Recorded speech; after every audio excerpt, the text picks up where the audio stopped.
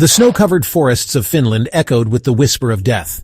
The biting cold and the endless white expanse were both a sanctuary and a hunting ground for one of the most lethal snipers in history. A phantom moved through the frozen landscape, unseen and unheard, blending seamlessly with the snow-covered terrain. A wraith cloaked in white. His name, Simo Häyhä.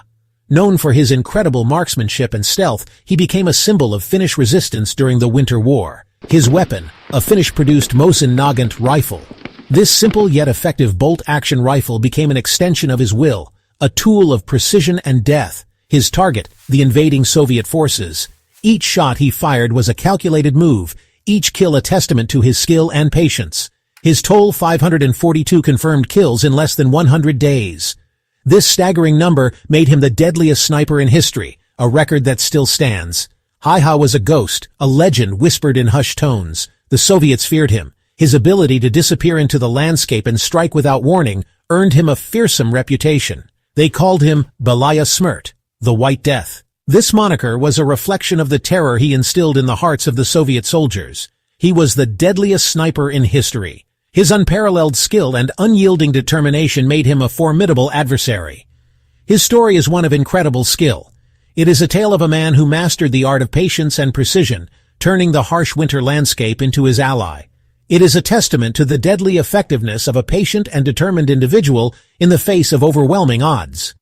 Häyhä's ability to remain calm and focused under pressure was key to his success. His exploits became the stuff of legend. Stories of his feats spread far and wide, inspiring awe and respect among his comrades and fear among his enemies. They instilled fear in the hearts of seasoned soldiers. Even the most battle-hardened troops were wary of the White Death, knowing that he could be watching them from the shadows. He was a one-man army, a force of nature unleashed upon the battlefield. His presence alone could turn the tide of battle, his rifle a harbinger of doom for the enemy. But how did a simple farmer's son from a remote corner of Finland become such a legendary figure? The story of Simo Häyhä is one of humble beginnings, extraordinary talent, and an unwavering commitment to his homeland. Before we dive into this incredible story, make sure to like, share, and subscribe to Infinity for more amazing videos on history's most fascinating legends. Simo Häyhä was born in 1905 in Rautjärvi, a municipality near the Finnish-Russian border. This region, characterized by its dense forests and harsh winters, was a place where only the resilient could thrive. The people of Rautjärvi were known for their toughness and self-sufficiency, traits that were essential for survival in such a remote and unforgiving environment. Life was harsh in this remote region. Survival depended on self-reliance. The community was tight-knit, with everyone playing a role in ensuring the well-being of their neighbors. The rugged landscape demanded a deep understanding of nature and its cycles. It depended on a deep connection with the land. The forests, lakes, and fields were not just resources, they were integral to the way of life. Every child in Rautjärvi grew up learning the skills necessary to live off the land, and Simo was no exception. From a young age, Simo learned to hunt alongside his father and brothers. Hunting was not just a pastime, it was a crucial means of providing food for the family. The skills he acquired during these early years would lay the foundation for his future prowess as a marksman. The forest became his classroom. Every outing was a lesson in patience, observation, and precision. Simo learned to move silently through the underbrush, to read the signs left by animals, and to understand the rhythms of the natural world. He learned patience, stealth, and marksmanship. These skills were not just about hitting a target. They were about becoming a part of the environment, about understanding the delicate balance between predator and prey. He stalked his prey through dense woodland. Each step was calculated, each movement deliberate. The forest with its thick canopy and undergrowth was both a challenge and a teacher. Simo developed an almost supernatural ability to blend in with his surroundings. His keen sense of awareness and his ability to remain perfectly still for hours on end made him a formidable hunter. He became one with the forest. This deep connection with nature was not just about survival, it was about respect and understanding. Simo's ability to merge with his environment would later become one of his greatest assets. His aim was honed to perfection.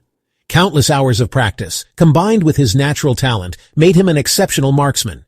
Each shot was a testament to his dedication and skill. Every shot counted in this unforgiving environment. There was no room for error. Whether hunting for food or defending his territory, precision was paramount. Little did he know these skills would one day be tested in the crucible of war.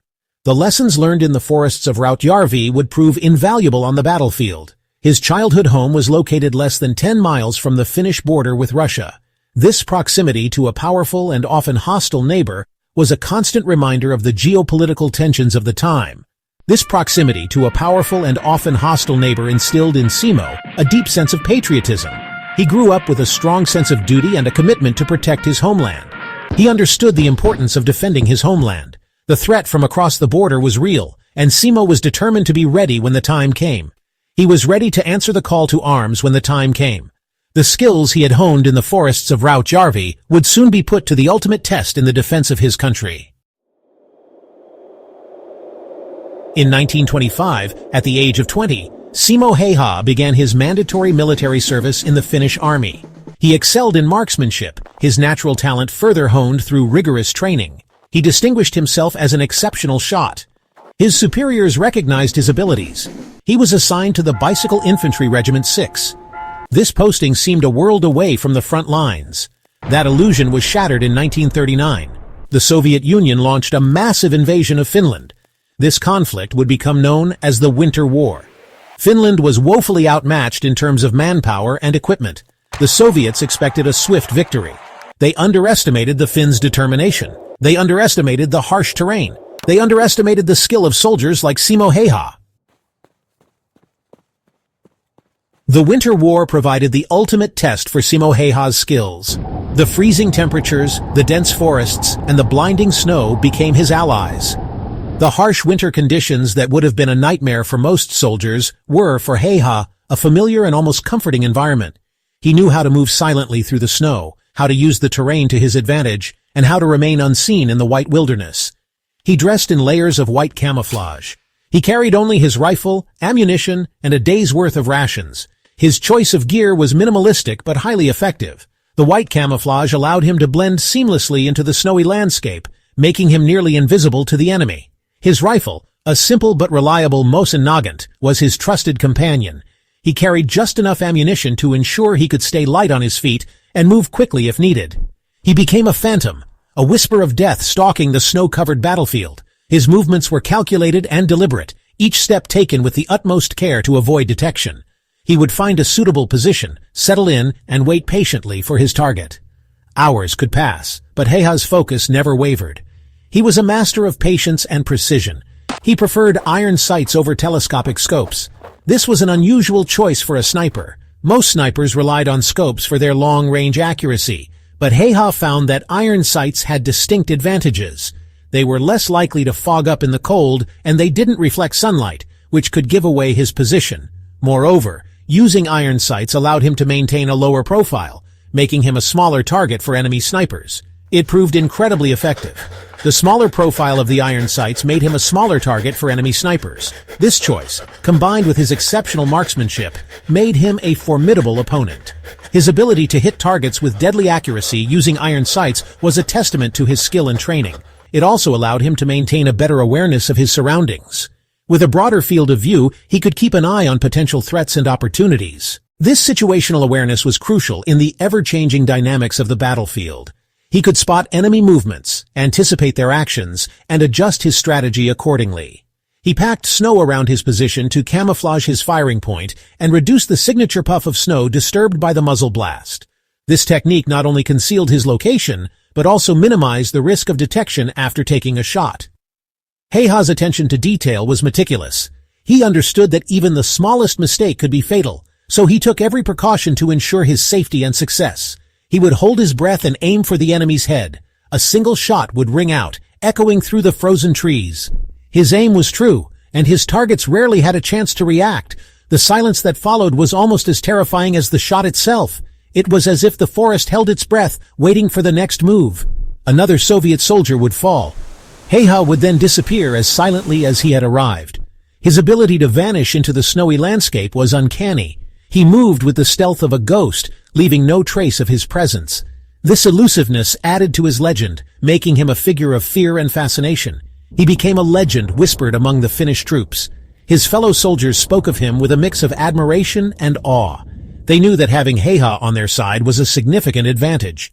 His reputation as an unstoppable force grew with each successful mission. His exploits were recounted with a mixture of awe and terror by the Soviet soldiers. They had never encountered a sniper like him. His ability to strike fear into the hearts of the enemy was unparalleled. Stories of his deadly accuracy and ghost-like movements spread quickly, adding to the mystique of the White Death. He was the White Death, and he was everywhere.